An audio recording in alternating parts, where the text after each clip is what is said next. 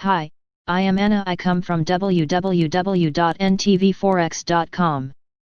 Uruguay, the promise of Mercosur that never delivers analysis. http ntvforex.com News ID 3BF278 8/3/2021 37:51 p.m.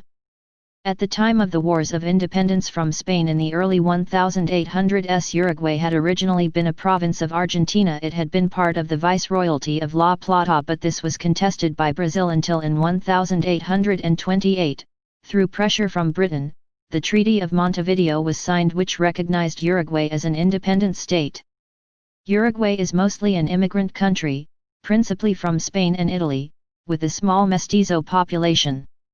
Early in the 20th century, Uruguay was a wealthy supplier of beef and wool to the developed countries in Northern Europe.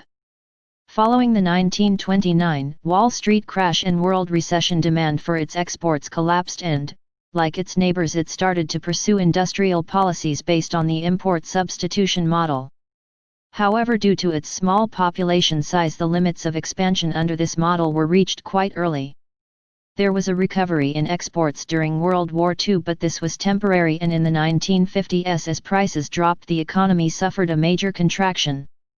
In the post-war period, the presidency of Uruguay was dominated by the Colorado Party until in 1973 a joint civilian-military government was formed. This was partly a response to the activities of the Tupamaros rebels, who engaged in acts of violence to overthrow the regime. The repressive nature of this regime bears some resemblance to the military dictatorship in Argentina from 1976-83 and was responsible for scores of disappearances. Civilian rule was restored in 1985, and Uruguay has had regular transition of power at 5-year intervals since then. From 1974 to 1982, Uruguay, like its Latin American neighbors, had availed of international borrowings to finance its growth, and when this dried up in 1982, following Mexico's default, it suffered a major contraction.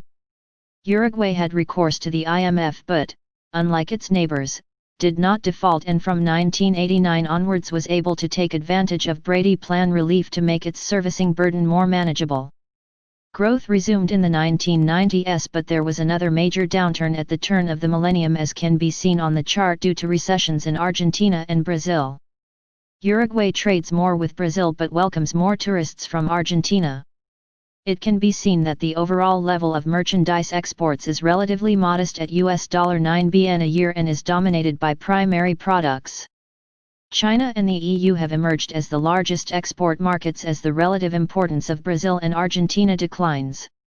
Were Argentina and Brazil to become reliable trading partners, then these would be Uruguay's natural markets, but as these two countries wrestle with their own internal issues, the promise of Mercosur as a trading bloc remains for now and the future. Subscribe our channel to receive the news as soon as possible. Thank you for watching. If you want to read real-time news, text messages to itвයි Expert Advisors page at https://m.me mt5.expert.advisors.